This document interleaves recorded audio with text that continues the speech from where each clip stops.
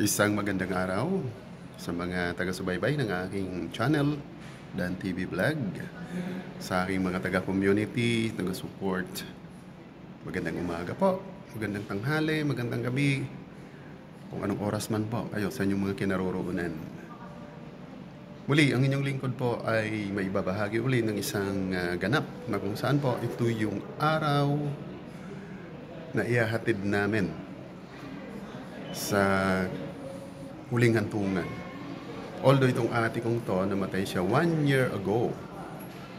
So, after ng cremation, nilagat muna namin sa aming tahanan, yung kanyang labi. At sakto pong 1 year, dito po namin siya ilalagak sa St. Therese Columbarium. Dito po yan sa may Villamor, Pasay. Okay, so papakita ko po yung nagaganap kung saan nandun na po yung ang pamilya. Aalay muna kami ng isang mass. Ito po, nakaposisyon na po sila para sa pictorial, family pictorial. Sasama po tayo rito at andito po ang kabuuan ng aming magkakapatid.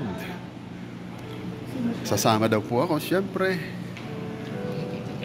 Doon yung nagkakamera, aking pamangkin, at ang nag-iisang anak ng ate ko po, yung si Ivy. Ayan, so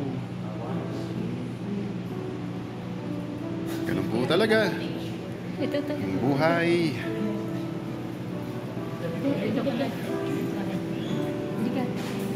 Right. So, ibalik po natin ang camera sa aming buong pamilya. Papakuha po kami ng isang tutorial.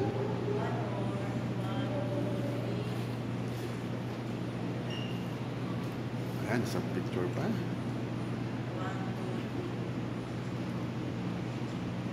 Ayun. Right, maraming salamat po. At habang naghihintay po kami ng pare para mag-conduct ng mass, ikutin muna natin ang kabuuan itong St. Therese Columbarium, kung saan dito po namin ilalagak ang labi o yung ash ng aking kapatid. Ayan. Ikutin muna natin ito. Itong chapel kung saan dito po misa nagaganapin para po sa aking kapatid. Yan po yung kapatid ko. Ayan. Yan yung kanyang ash. Alright. So yan pala nakikita natin na yan na parang mga shelf na yan. Puro na po yan. Diyan po pala inilalagak yung mga abo after na makremate sila. Gusto mo takot mo? So ayan, tingnan natin. Ang dami na rin po pala. O yan. Dito malamig ang klima rito.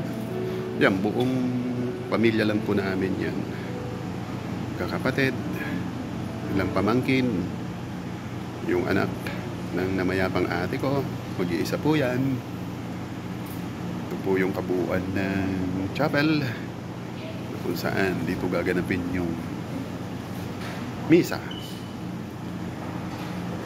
Alright.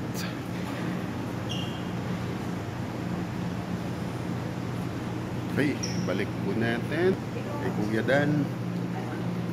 Po ang inyong lingkod ay nagbabahagi ng isa na namang ganap sa buhay ni Kuya Dan, kung saan maghahatid po kami ng abo After po na makremate siya, ay dito po namin ihahatid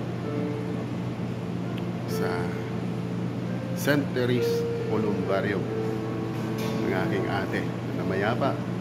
Ito po ay last year pa. Kung inyo pong natatandaan, binurol po namin, pinakremate, then request nung nag-iisa niyang anak, doon muna ihimpil sa kanilang tahanan. Then ito po yung date para po sa paghatid sa huling hantungan. Dito po yan sa St. Teres Columbarium. Right, so yan. Pero ang butas po yata ang papasukan ng ate ko ay doon pa yata sa 5th floor. Ito, na ground floor po ito kami. Nandito yung chapel. Alright, so ayan. Yan lang po ang aming kabuuan na sumama.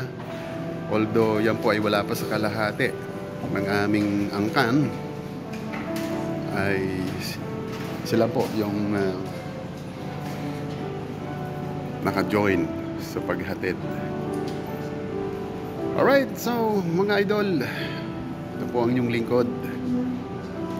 Tiyagaan nyo na pong panoorin ang aking vlog, tribute sa aking ate na namayapa na. Dito po siya namin ilalagak kanyang huling hantungan dito po sa St. Teres Columbarium.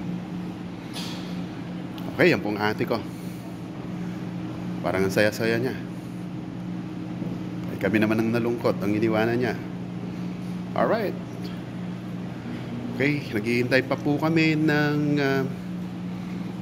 pare para po sa gaganaping mass tribute to my ate Deta.